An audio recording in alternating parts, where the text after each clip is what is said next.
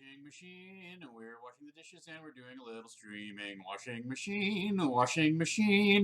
I'm multitasking, of which I'm only dreaming. Hey, everybody. Welcome to Disorganized Play. I'm doing the dishes and I'm doing my live stream at the same time. It's a glorious moment in the history of productivity. So, as you may be able to tell, I have a fancy new light that I'm trying out, so I don't have quite the noir kind of look that I have had in previous episodes. So, yes, I've got about 4,000 lumens worth of massive LEDs just blaring right in my face. I don't care. I'm a professional. I'm used to that. So, it does make me very shiny. I hope you guys enjoy the improved quality. That's what I'm going with. All right. So, let's talk about what's happening this week. What's on our Oh boy, I'm getting really good at pointing on that side of the screen. I appreciate the sentiment that noir look worked for me. It was very natural. We're just trying this, guys. It's a small investment. Let's see how it works out. So today in our topics, we are going to recap the recap. We are going to plan for success. I have some battle maps to share with you. Maybe we'll have some time to do some Q&A. I always promise it, and then I always just jabber too much, and I don't get to all of your questions.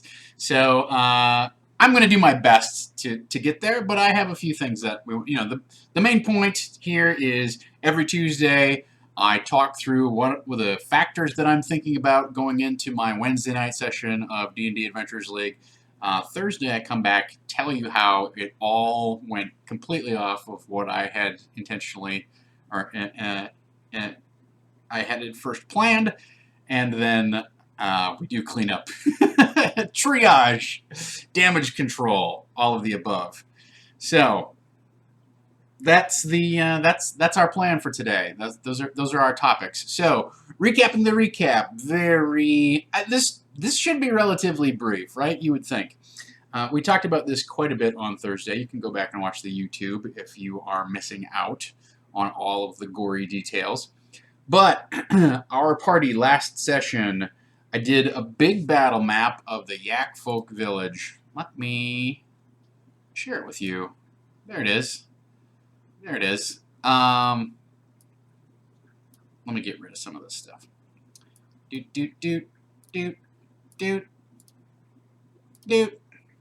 Yeah, so I did a big battle map of the Yak Folk Village. Let's look at this one. Hang on. Where did it go? I've got two different things here called Yak Folk Village. That's my issue. All right, so I did basically like a 5-foot square version of my battle map, and we had a big knockdown, drag-out fight. That's the recap. It was fun. It was intense. It was high stakes. I don't know what else to say about it. It was a very draining fight, and then they had to come out and fight the fire giant, who is invariably sent up to find out what happened to their elevator. Because in the first part of this incursion to the Yak Folk Village, they had destroyed the water wheel that runs the elevator that goes down into the iron slag.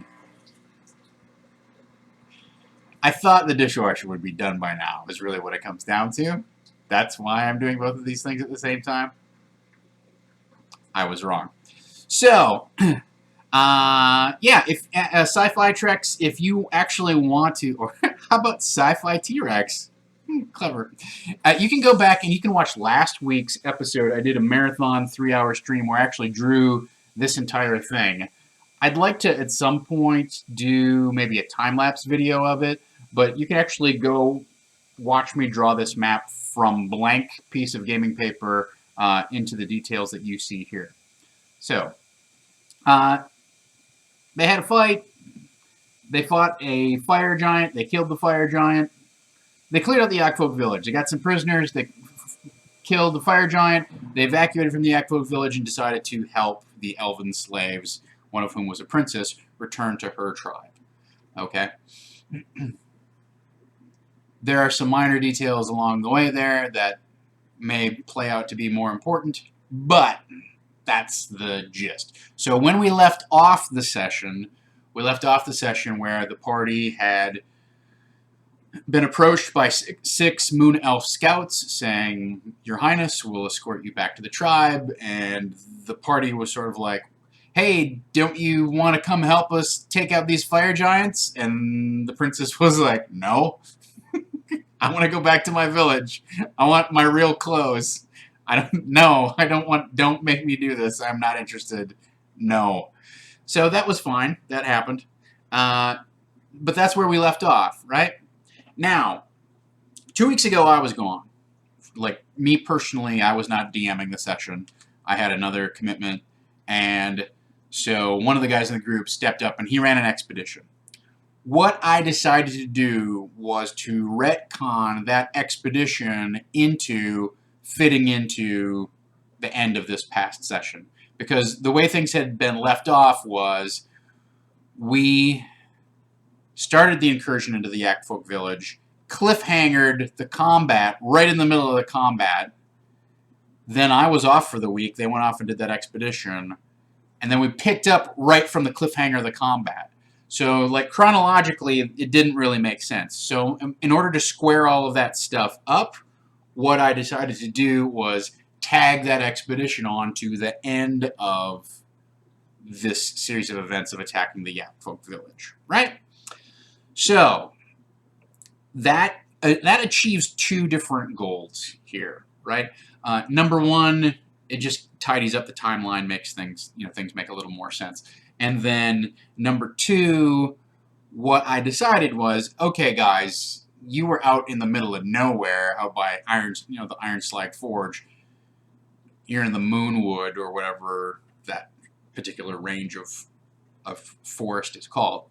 It's going to take you some time to go off, catch up to some place where you can use your Harper teleportation circles and go off and do the Cloud Giants Bargain expedition, which is what they played. So I said, you know what? It's about 10 days have elapsed. So the other implication there is now 10 days have elapsed since this Yakfolk village attack and the breaking of the water wheel and the breaking of the elevator, all that stuff sort of happened, right? So why is that important? It means that Iron Slag is no longer like fully on red alert, right? Because in the book it says if they bust the water wheel, Duke Zalto sends somebody up to check it out. If they don't come back or if they see interlopers, he sets the complex on like, oh, we've got intruders, they can't be surprised, etc., etc., etc. Right? Well, now 10 days have gone by, so they may still be alert. I don't think they have to be like weapons drawn where somebody's coming after us any minute type of thing. Like 10 days is enough time for it to cool down where Duke Zalto may go, maybe somebody just had an vendetta against the Yakfolk village. Makes sense since they're trying to overthrow Citadel Adbar.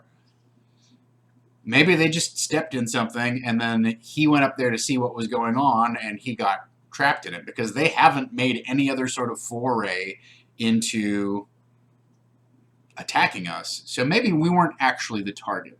Like that's a legitimate thing for Duke Zalto to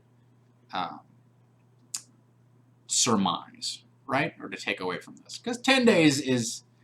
Do you remember what happened 2 weeks ago? Well, you probably do. But is what happened 2 weeks ago at the forefront of your mind right now? Does it carry that kind of weight? I think we can give the players the benefit of the doubt. And that really turns to the next thing that I want to talk about. And the next thing that I want to talk about is planning for success. So this on its face seems counterintuitive for the job of the DM, right? And what I'm talking about is I am going to try to plan for the player's success in this session. I'm going to try to find ways for them to be successful and yet have it still feel challenging and cool. Okay? And the reason that seems counterintuitive is because usually the DM's job is to think of challenges. Like we take on this mantle of like, my job is to hand out, what I think you can take, or maybe a little bit tougher, and then see if come at me. Let's see if you can take on my force of 25 ogres and, fireballing mages and da da da da. Like, I'm gonna lay cards on the table and you come at me. I don't want to take that approach. Like, number one, it's easy to fall into that trap. The other reason I am trying to plan for my party's success is I'm looking at the calendar, and based on when the next release is, I'm guessing that this season of Adventurers League is probably done at the end of March. Okay, so if we tick, tick, tick, go back through our calendar, it's 10, it's probably, we've got about 10 sessions. I haven't counted exactly how many it is, but it's not much, okay? And I would say we're about 40% of the way through. That means I can't do let's have a giant raid on the Iron Slag Fire Giant Fortress and knock down battles running through the halls and marshaling all of our forces, and et cetera, et cetera, et cetera, right? Like, as long as these combats are taking, like, I spent basically a session and a half on the Yakfolk Village. It was 2 sessions. I spent 2 sessions just on the Yakfolk Village, and that was a fairly straight combat, straightforward combat.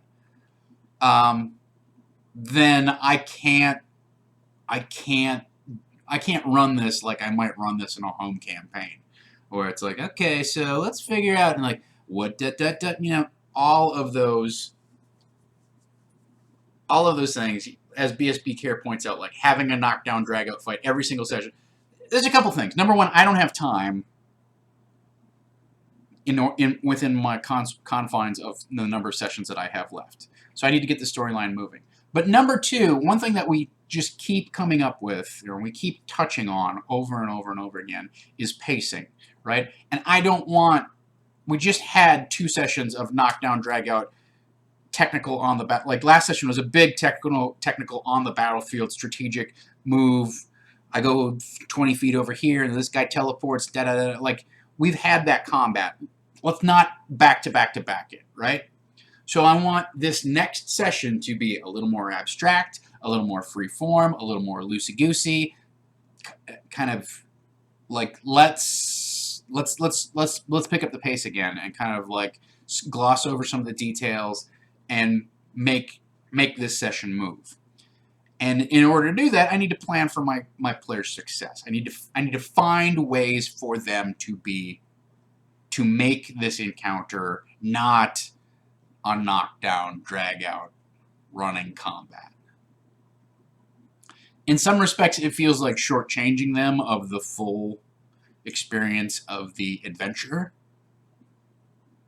But I would rather have an abbreviated session where they go, that went easier than, that went better than I thought it was going to go, or at least have some challenges to it, rather than have them play a knockdown, drag-out fight and then not get to the end of the story because we ran out of time, or if it's abbreviated on the back end. Like, I hate rushing at the end of an Adventurers League season.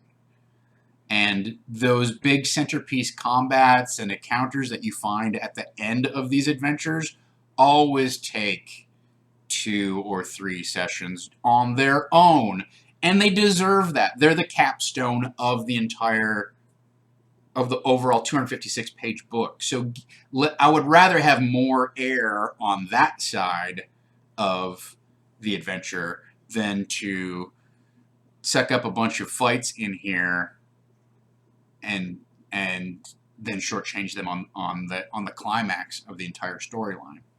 So, Braid points out, who wants to just fight the whole time every game session? You need to have some role play sessions in order to even things out and build player investment. And I absolutely agree with that 100%. It goes back to two things: plotting, pacing, as I talked about before, and then also player styles and rewarding the person who's the RP player with giving them some grist to feed into the game mill, rather than just I've got 4 hack and slashers who would honestly be fine with let's beat the crap out of things. And that's some of the dynamic that I'm actually fighting, is there's a certain element of the table who gets bored and just draws their swords. So that's the issue. J Toombs 570 says, how old is this game? I have been running this game since, I want to say, September. I believe it kicked off in the middle of September. So my game is, what is that? I took a slight break over the Christmas holiday. So that's 2 months, and now we're about a month in, right? So that's, we're about 3 months in. I think Adventurers League tends to be a little bit shorter than the adventure books as written account for. I think there's a lot more, especially in this book. There's a lot of side quests and modular chapters that you can either pluck in or drop out, and we've seen that before too in Curse of Strahd and things like that, where it's like you could go to this location, you might not have to. So there's a lot of detail in there that there's more material than you can honestly play in 6 months. That's fine, but that's the constraint that we have to work with, right? So how do we plan for success in this particular scenario, right? That's our main question. So, as I have mentioned before, I have a private Facebook group just for my party where I keep track of XP for them and post updates and scheduling things, and hey, I'm running late, and also put questions like, all right guys, so for my benefit, so I can do some planning, how are you anticipating approaching the Fire Giant complex this next time around, given the idea that you're 10 days out, it's 10 days have elapsed or so. Is there something that you want to do? What sort of plan of action do you have in order to make this? What's your plan of action, essentially? There's no in order to anything. It's like, what are you guys thinking? And as I've talked about before, that can be a dangerous question because it can cause the players to sort of overthink what they're trying to do. That's going to happen no matter what. Given that you have all week to kind of ponder and propose and debate and discuss and go off and, it's a lot of spinning your wheels type of stuff. They spin through a lot of possibilities, and every once in a while when I feel like I need to chime in and clarify something, I chime in and say, oh, actually, you can't get any more of that poison. That was just something that I added in for flavor text. It's not an actual in-game thing, etc., etc., etc., right? So I did pose that question to them, and I said basically, are you planning to go in stealthy? Are you planning to deceive them? Are you going to, do some sort of all-out assault, which seems inadvised, ill-advised? What are you planning to do? There was some discussion back and forth about it, and the plan, as I understand it, is that they intend to hire a small mercenary force or recruit a small mercenary force or whatever, and disguise everyone as slaves and essentially kind of like Star Wars, Wookiee prisoner the entire scenario. So the half-elf monk who's half drow is going to present himself as a drow slaver and try to infiltrate the fire giant forge as, you know, I'm here to sell you slaves. So these are my slaves. I want some coin.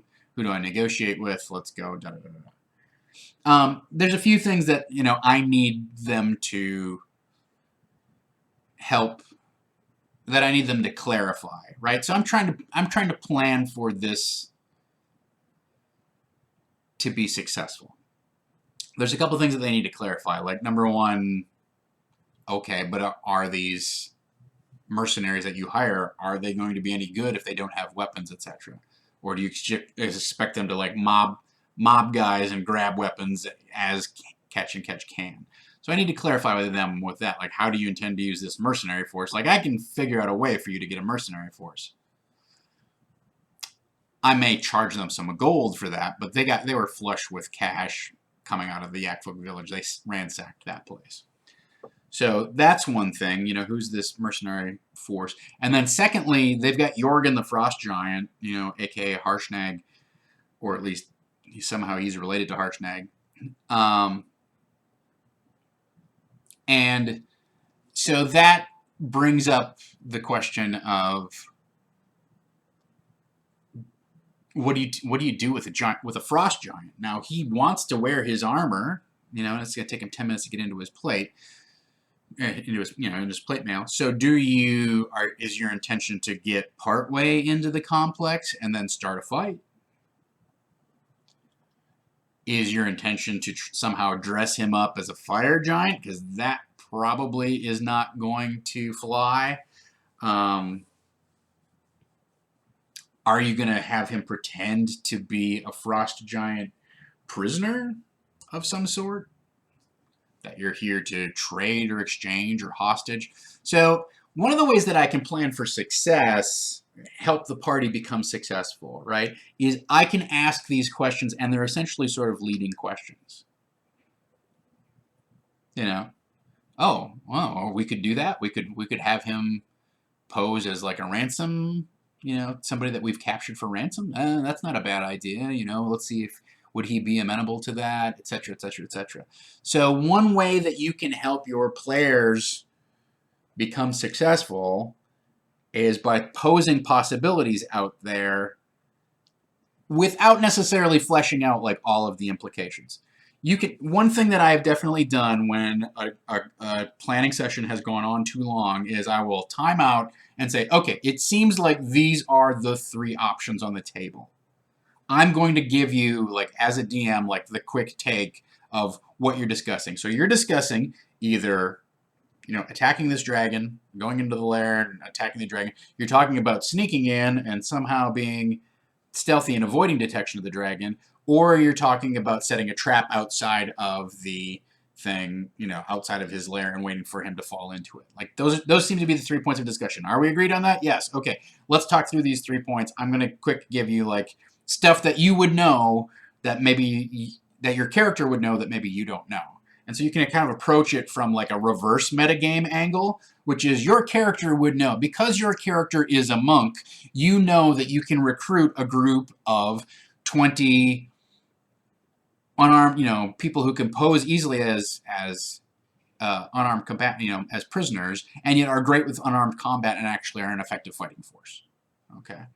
Because you are a assassin, or because you have connections with the Black Network, you know that there's slave trading going on with fire giants. Fire giants have been trying to collect slaves. This is the person who is their contact. This is like their quote-unquote password or whatever, right? So don't be afraid to help the players think in terms of what their characters would know, or help fill in those gaps, or provide the color and resources. Because so many times players go, hey, would I know, is there a thing? And you go, all right, well, why don't you roll? And then they roll, and it's like, you don't know.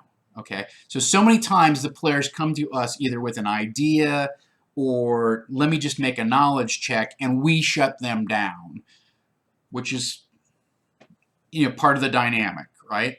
But what I'm saying is you can turn that on its head and come to the players and say, because you are a member of the Zentrum, you've heard some buzz about X, Y, and Z, and that actually, or you remember a fact about, you read in a thing, whatever it is, you can help them optimize the situation through their character, and then they don't feel like, oh, this is the DM telling us what to do. It's not quite as heavy-handed as, why don't you guys go find a bunch of monks and dress them up as prisoners? Like that, when you put it that way, like DM to player, it's crappy. Okay, well, if that's what you want us to do, then we'll just do that. When I say as the DM, okay, you are part of the Order of the Eternal Dawn, you happen to know that there's a cloister nearby, you may be able to pull some strings and recruit some fighters from the Cloister of the Eternal Dawn. Then they go, oh, well, that's an option that's available to me? Great, yeah, I'm going to go over there and, do they want money? What do they want? Da, da, da, da, da. Okay, perfect. Now they feel like they're interacting with the plan, but they have a stake and a say, and it makes sense for the things that are happening to be presented to them, as opposed to Deus Ex Dungeon Masteria, where I just come down and go, chung, why don't you do this? Guys, have you thought about this? So that's something to consider. Like, that's an approach you can use to help plan for success. So some of the seeds that I want to set with them is I want them to figure out, they've got to figure out something to do with Jorgen. And whether, Jorgen's very hot-headed about this thing. He wants his axe back, and he's mad that these fire giants, that this Duke Zalto has got it. So he's not going to be, you're really going to have to work hard to persuade him to not come in with his plate armor on, much less come in and just start mowing dudes down, right? So that's one thing.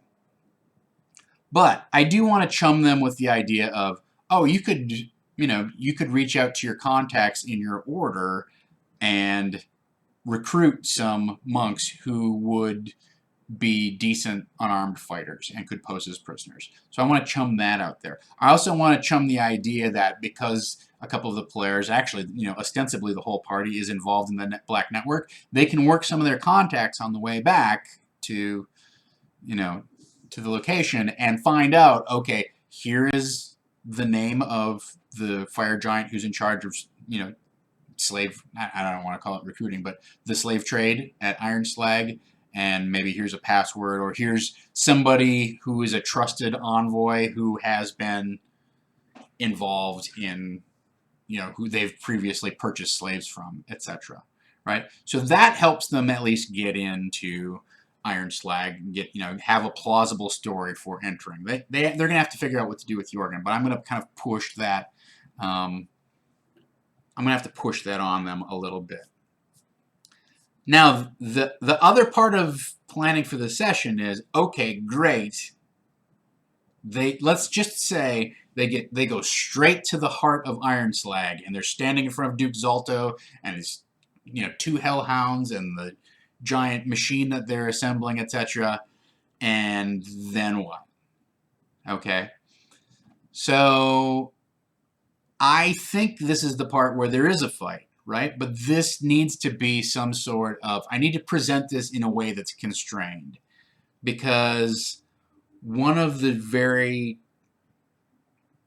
easy things one of the easy traps to fall into is, okay, well, they start a fight with Zalto. Zalto puts the whole complex on alert, and they all come rushing to his aid. Okay, well, how does that work? What does that sound? What's the response? And what I don't want is, I don't want the entire complex to come descending down upon them and get, and they get crushed. I don't want that. But I do have to think of what's a reasonable climactic encounter for this scenario. Let's imagine that they get all the way to kind of the capstone big bad guy, and then they start a fight. How does the dishwasher respond? I'm sorry about that buzzing, guys.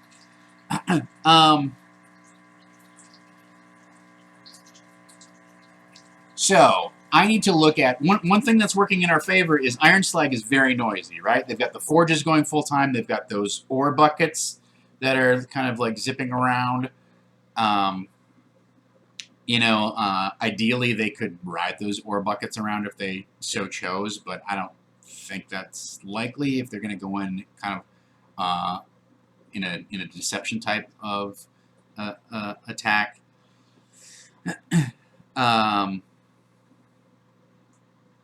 BSB Care makes a suggestion. Could you have it so that Jorgen essentially does a distracting maneuver and then they kill Zalto or whatever? Maybe. I think it's gonna like beep here. Like the dishwasher's gonna beep. The dishwasher's the new mailman, you guys. At any rate, I need to put some thought into this. Like I said, the big advantage to having the fight in this area is it's so noisy that if combat breaks out, it may not attract all of the other elements, all of the other forces throughout Iron Slag Forge. But that's something that I want to put some idea, you put a little bit of consideration into is, all right, what, and maybe what it is the mercenary force that they bring in with them could act, basically as choke points. Okay, we're holding off, everybody from entering these two areas until, for 3 or 4 or 5 rounds. And the other question is, when Zalto, assuming Zalto gets killed, what are the fire giants? What is their response to that? I think it's plausible for Jorgen to say, I have slain your leader in single combat. I am assuming the mantle of leader of this, your clan or whatever. You will all obey me, or I will in turn put you to the axe. So that's the question. Donovan745, to answer your question, I do definitely read the chat. And your question is, would I actually even talk to you guys if no one was here, right? So here's the thing. We have, whatever, 20-some people in the chat. I'm committed to doing this prep session for anybody who wants to watch it. And we have a certain number of people who don't watch live. We have people who watch on YouTube. And basically my strategy here is number one, it's a brand new thing. And number two, it's, somewhat unique to sit and listen to somebody else's game prep, because it doesn't necessarily apply to you, right? If you're not running this adventure.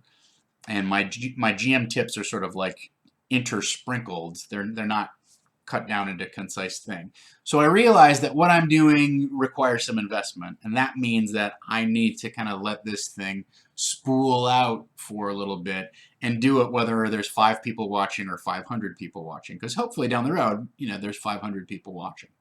So I would still be doing this chat if there's 0 people in the room. I'm wondering what happened to my internet connection. Is everything okay? But I've streamed for 8 people. I've streamed for 80. So yeah, I would still be doing this. It's one of the things that we, as part of Saving Throw, want to offer you guys. And if at the end of this entire experiment of disorganized play, we decide, the numbers really aren't there, the amount of time that's involved isn't quite worth it, let's do something else, let's do something different, we may cancel it. But the beautiful thing about Twitch is you can take a chance on stuff, and if you give it the time to find an audience, then you can come up with something new that maybe people haven't seen before, or come up with something that's engaging in a way that the other offerings on the channel aren't. So that's sort of a, this is admittedly an experiment, and is it 100% successful?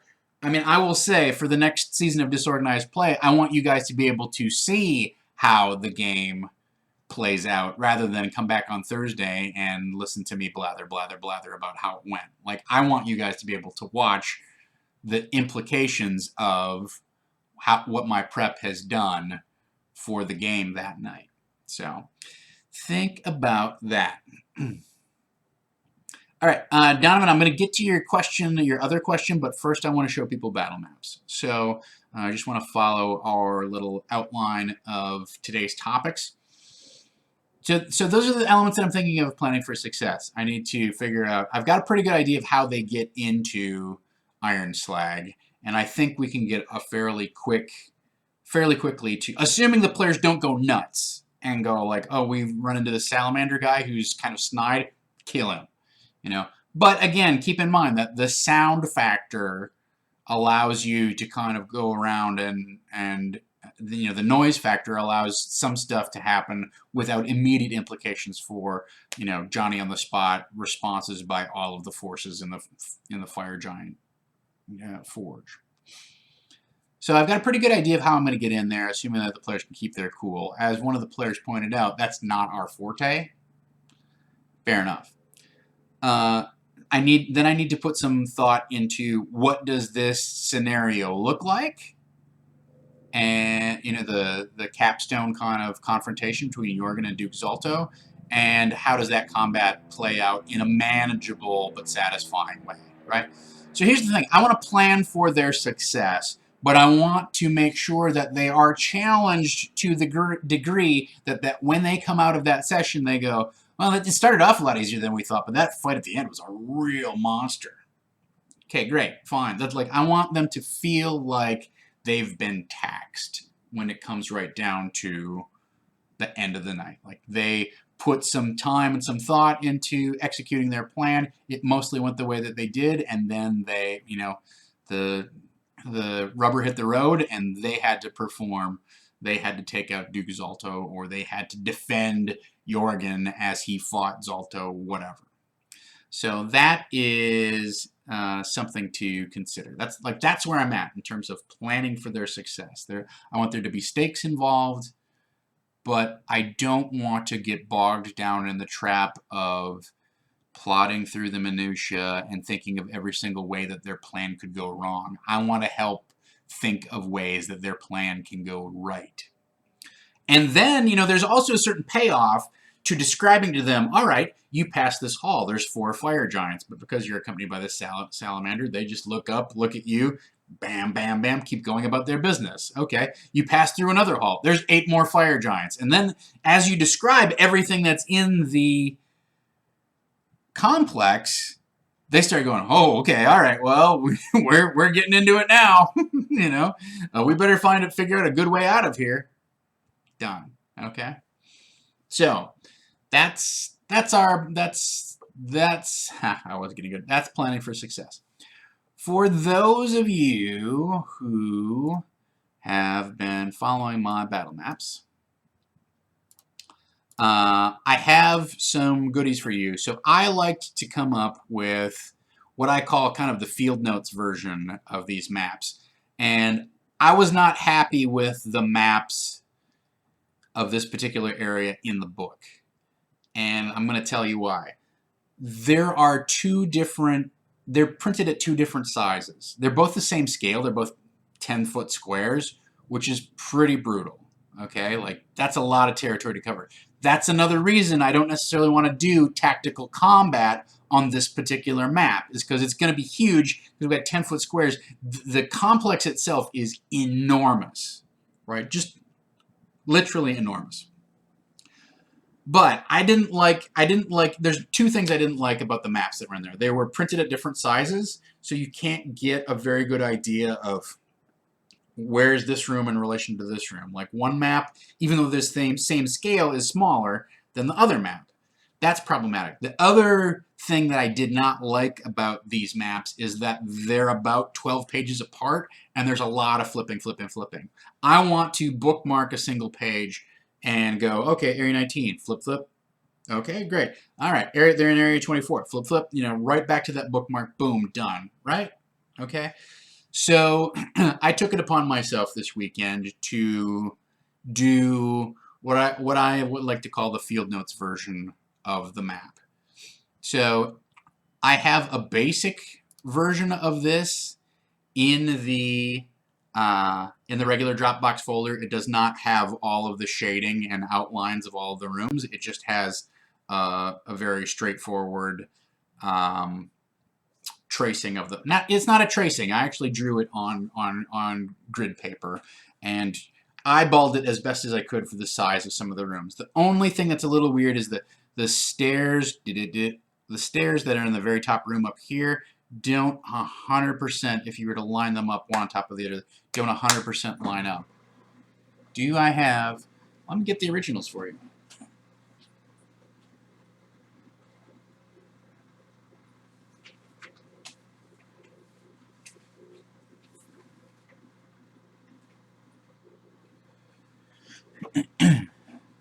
So these are the original drawings that I did. I did them on tracing paper.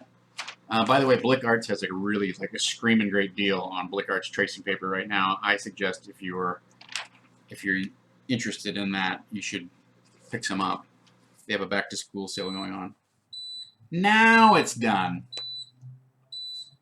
Yeah, you won't be able to see this because of the light hitting it, but this staircase right here does not 100% match up with this staircase on the lower level. So it's part of the problem of the maps being at two different sizes is it's hard to count the number of squares, and I couldn't figure out whether there was a problem on the map or there was a problem with the way that I interpreted the number of squares. And ultimately I was like, I don't care.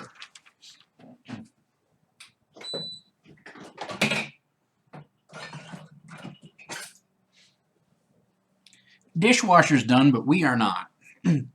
So they have versions of there's versions of these maps in the regular Dropbox. If you have the Patreon, you get these two maps. If you're a backer of our Patreon, you get these two maps. I can't remember if it's $5 or $10 or whatever it is, but if you back the Patreon, these are already in there. Let me find the link here. Maybe I don't have the link in my Dropbox. Yeah. Do I? I should. Oh, I think Dom changed some of the folders. So yeah. All right. So Dropbox. Let me grab a link to this thing. Copy Dropbox link. All right. Yes, you did it. All right, so for those of you who are, well, you know what, Fuckwood's already got it. All right, thanks, Fuckwood. So you've got the basic version of these maps that just don't have some of the other nice embellishments, but you have the basic version for free. You guys can download those, use them as you see fit. So what I like to do with these is, let me show you that.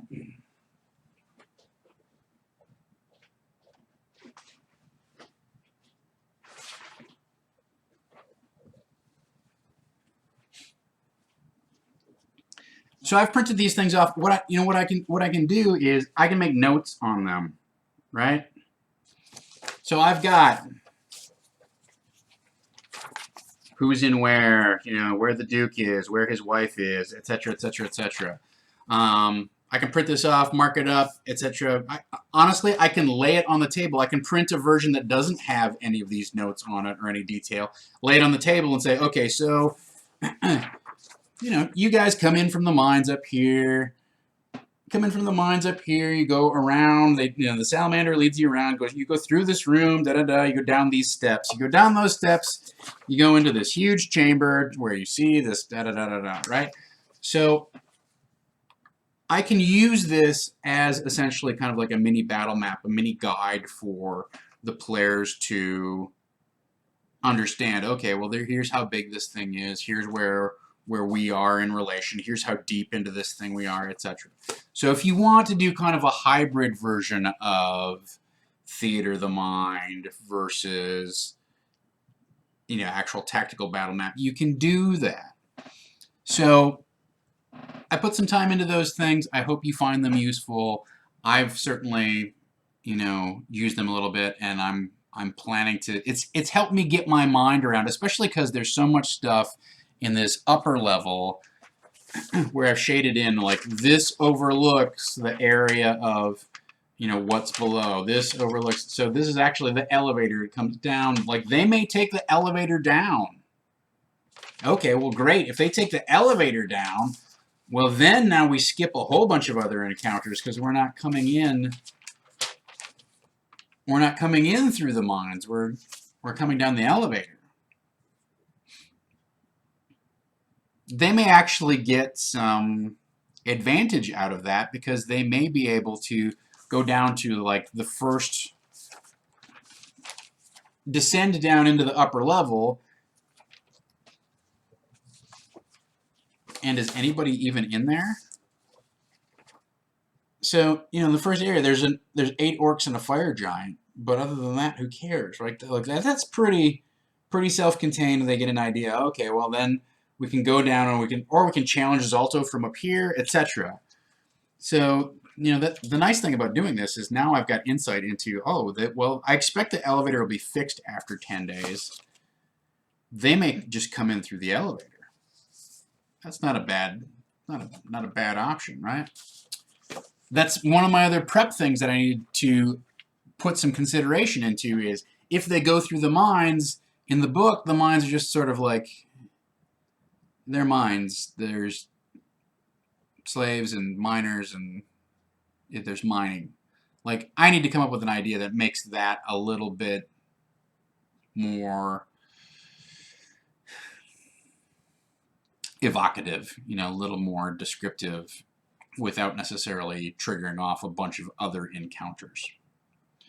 All right, so those maps are there. They're available for you. If you're a Patreon backer, you get the colored version with the shading and the indication where, you know, with the orange color that shows where the overlook is, that you can't actually walk there, but you can look down into the area below, etc. But, you know, for those of you who are just fans, you can definitely follow the link that Farquaad sent. And it's called, I believe, well, let's just make sure, Chapter 8. Chapter 8, Iron Slag Lower Basic Black and White .gif, and Chapter 8, Iron Slag Upper Basic Black and White .gif. So those are there for you. I hope you use them and enjoy them. I'm pretty happy with how they came out. So, all right. So with that, I'm going to take a little bit of Q&A. We got about 10 minutes. That's where I'm at with the session. I feel like I've got an idea of how I want the session to go, and I've got an idea of some strategies for making this a streamlined yet challenging session. But then, you know, the next thing that needs to happen looking ahead after this is let's go to the Temple of, you know, Ammon the Allfather and get that part of the Oracle, you know, situation straightened out or introduce that story element. So, all right. That's that. So, any other questions that you want to pose? We'll kind of clean those up in the last 10 minutes here. So, Donovan says, I've got a possible and funny solution to distract the guards. So, 2 guards are guarding a door you have to go through. This door is at the side of a temple of fanatics. How would you distract the guards to be able to just walk casually through the door? I mean, my favorite part of this, or one of the reasons that I like this scenario is I like the wolf in sheep's clothing solution. I think that's fun as a player to play, where they just go and get some robes of the fanatics and disguise themselves. You know, that's why I like to have uniforms that, you know, hide your identity in a secret society or whatever. And it's like, well, once we kill that guy and put on, you know, they had that in, I don't remember if it was Horde of the Dragon Queen or Rise of Tiamat, where all the dragon worshippers would wear these dragon masks, and you didn't know who they were underneath. That was fun, and you conk those guys on the head, and then you just walk in and pretend to be them. It's not a particularly original solution, but it is fun to play, and it also allows the party to get in over their head and actually go deeper. You know, let's say they go deeper into the temple complex than they anticipated, and all of a sudden, if they start some real trouble here, they better not alert all of the forces. Similar to what we talked about here today, right? So that's something that would be one of my solutions. I'm curious to see what your particular solution to this idea is. BSB Care asks, is there a way to teleport to the temple or do a travel montage after this Duke Zalto confrontation?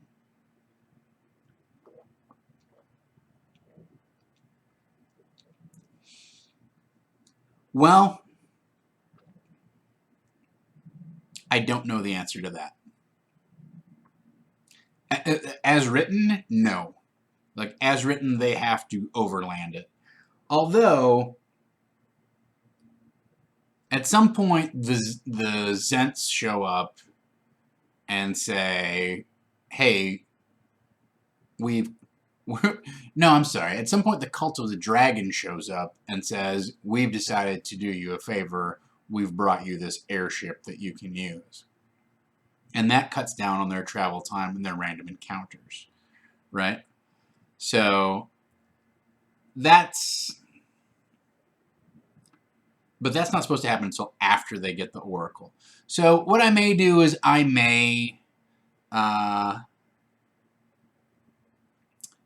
you know, do a montage of travel and say, okay, a few random encounters happen before you get to the temple, etc., and highlight those moments, and then, you know, push them into the Temple of Amun the Allfather. There's not a teleportation circle of teleportation magic in the book as written. On the other hand, you know, Duke Zalto has this conch teleportation. I don't know that they're going to find it, but that there could be a precedent for other types of giant teleportation magic that they can invoke that I could kind of, by DM fiat, rule, you know, there's a stone circle outside that will lead you to, if you charge it with X thousand gold pieces of molten gold or what have you, you can activate this thing. And that would keep them from using it constantly. It feels a little dirty to rob them of gold doing that, but it's within your purview. What are they going to do with gold besides resurrect each other? Like, who cares? So that's something to think about. I may have to highlight, as BSB Care points out, the conch of teleportation, because they don't know to look for it at all. But then also, like, they're going to be wondering what it is, and I'm not sure I want to introduce it this early into the storyline. They're not supposed to know that they're looking for it. I don't know. I need to do a little bit of reading and pondering on that. Donovan's answer on how to distract the guards and get past them is to take a bucket and add a couple of feet of rope to the handle, and then add cutlery, bread, cheese, and a sausage. Swing the bucket around. Set off a thunderstone and then just go hide. So basically, sort of set off a weird kind of like explosion of maybe add a cat in there and have this thing explode into a bucket of ick. That would certainly distract the guards. Yeah, I'd give you a I'd give you advantage on your stealth check to slip in past there if you came up with something that ornate and bizarre. So, all right, we're down to our last couple of minutes. If you have something else you want to discuss, I'm still entertaining your questions, but I think, you know, as BSB Care points out, I need to decide what the balance is of giving them the concept of teleportation this far in advance, or without them knowing what it's supposed to do. Like, there's a definite danger there that they could identify cast on it, figure out what it does, and go, well, let's go to that place. I don't think that's what I want them to do. So I think that would, it invites too much short-circuiting of the storyline. So if they don't search for it, I'm not planning to let them find it. If they do search for it, well, then I'm going to punt until next week. Is really what it comes down to. Does anybody have identify? No? Okay. You're going to have to wait. You can't, unless you just want to attune to it or whatever. So, Donovan points out, I'm sorry, Donovan, I did skim your answer a little bit. It would work like a Thunderstone if you threw that bucket full of junk against the wall. So, yeah, that might work. That might be work. There's a certain amount of creativity there, which I definitely admire. All right, so let's take a look at what is happening the rest of the week on Savings. Did you guys watch Dinner and Dragons last night? That's a whole new thing for us.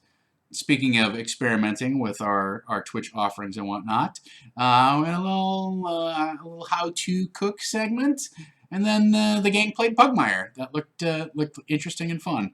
So let's take a look at what else is happening. Tomorrow night, we're back with The Lost Brigade, our Dungeons & Dragons 5e game. Who knows what sort of evil hijinks that GM Mace has up his sleeve. There's one way to find out. That's to tune in tomorrow night at 7:30. Thursday at 2 o'clock, I am back with Disorganized Play, giving you the recap show, telling you how all of this went. At 8:30, I have time for games. Gaurav Galati is playing them videos games. Speaking of video games, did you see they had a little preview of the new Numenera Tides of Torment game that is based on Monte Cook's Numenera? That looks interesting. I liked the idea that you can come up with a persuasion-heavy character and actually successfully complete the game without having to do a ton of combat. So that's piqued my interest. I did not back the Kickstarter at the time, and I kind of regret it. But now that the game's coming out, I'm like, well, maybe I'll just pick it up and check it out. So that's out there. Also, Thursday at 4:30 Pacific, fill in the blank for whatever your local time is, I will be over on Geek and Sundry with the Men of Beards, the Bearded Men, doing our Dungeons & Dragons improv show. So if you've never seen a completely improvised adventure, I encourage you to join us. That means that Disorganized Play will be wrapping up right at 3 o'clock because I've got to jump in the car on Thursday and head over to the Geek and Sundry studios, the Fortress of Nerddom over there. So that will be also happening. That's not on Saving Throw Show, but that's something that I'm involved in. Friday night, it is Black Bag Vikings. Wes Otis is, I think this is session 2 of his Call of Cthulhu game, which is set in ye olde Vikings times. So check that out. That is definitely a big switch for Call of Cthulhu. And I hope you are tuning in. That's an exciting offering. Saturday, of course, Stephen Pope runs Masks, the superhero game powered by the Apocalypse. Imagine that the Teen Titans were a game that you could play Hey, guess what? That's what Masks is all about. So, 5 o'clock, Mr. Saxcar hosts Phoenix Dawn Command. Sunday at 2 o'clock, we're back with Iron Tusk Maximum Miniatures. If you are interested at all in learning how to paint minis, and trust me, I'm staring at a giant bag of unpainted Reaper minis right now. I suggest you tune in Sunday at 2 o'clock for Maximum Miniatures. If you are not interested in learning how to paint miniatures, but instead would like to have some of your own that are expertly painted, I'm certain we will have some for sale. Iron Tusk always brings in some stuff, and then we raffle it off or auction it off on the channel for 15, 20 bucks or whatever. You can get a very professionally painted miniature. Some of them have been used in our actual games, etc. And some of them are just things that he decided to paint and that look cool. So if you're a fan of cool looking things, I suggest you tune in Sunday at 2 o'clock. What else am I thinking of? Oh, so Dusk City Outlaws is a Kickstarter that just recently launched, or just recently as in this morning, about 9 o'clock. That is designed and developed by Mr. Rodney Thompson, who came to Los Angeles and ran an actual play of the game with me and Sam Witwer and Spencer Crittenden and Geeky Pinup, and it was a super fun game. And it's a narrative heavy game. The mechanics are very light and streamlined. There's a great sort of like planning, and then let's see how it, there's a planning mode, and then there's an execution mode where let's see how your plans actually worked out. And there's this heat element that, heat builds up on you as you spend more time or as things go wrong, etc. So if you are interested, if that game sounds cool to you, you can do two things. One, you can go watch the actual play videos of Dusk City Outlaws. Check that out. You can also check them out on Kickstarter. They have a special day one, which is today. They have a special day one bonus where you can get some extra electronic materials for backing them on day one, some extra scenarios and whatnot that you can download. And as soon as you become a backer, you can download the quick start rules.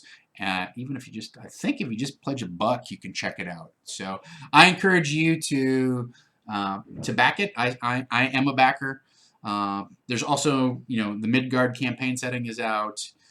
Daniel Solis has some fun, has a Trickster game out. So there's some great stuff happening on Kickstarter right now. I believe Mr. Wes Otis is also coming out with a set of 120 audio tracks for Numenera, speaking of Numenera. So if you're interested in getting more ambient music to use in your D&D game or your alternate future bizarro science fantasy game, look for that on the horizon here shortly. So that is the buzz. Eric, we are doing an improvised Dungeons & Dragons show. Good to see you here on the channel. We do it on Geek and Sundry every Thursday at 4:30. You can watch us. So check us out tomorrow. Not tomorrow. Thursday at 4:30 over on Geek and Sundry's channel. I DM half the sessions. Timothy from the Bearded Men lineup does the other half of the sessions. Just because that's the way it is. He's one of the original members, and he lives in Seattle, but wanted to come down and take part and be on the channel and get his DM and stylings out there. So he's been the past 2 weeks. I'm next week, and then we'll see what happens the following weeks. I don't know that we've solidified the schedule for February yet, but that will certainly come together. Speaking of schedule, the other thing that I want to point out is Monday night will be Monday Night Dungeon Fight. I can't recall off the top of my head who is on the docket for that, but Monday night, barring any sort of catastrophic illness, again, I apologize for not making it last time, we will have Monday Night Dungeon Fight. So if you're a Patreon backer and you want to build a character, you have some time to do that. Keep that in mind. But that will be happening on Monday. So that's everything that I've got for you guys. Thank you so much for joining me. Thank you so much for tuning in. I want to thank all of our mods, Farquad, Braid, etc., and all of our regulars for joining in. It's always a pleasure to sit here and talk with you. I want to thank everybody new who joined in the channel. the roller coaster of drama is just going to start going tick, tick, tick, tick, tick, tick, up, up, and up here as we gradually pull ourselves into these last 10 sessions of Storm King's Thunder. So thank you so much for joining me for the ride. Thank you so much for joining me for the ride. And until next time, let's dungeon! Yes! Nailed it!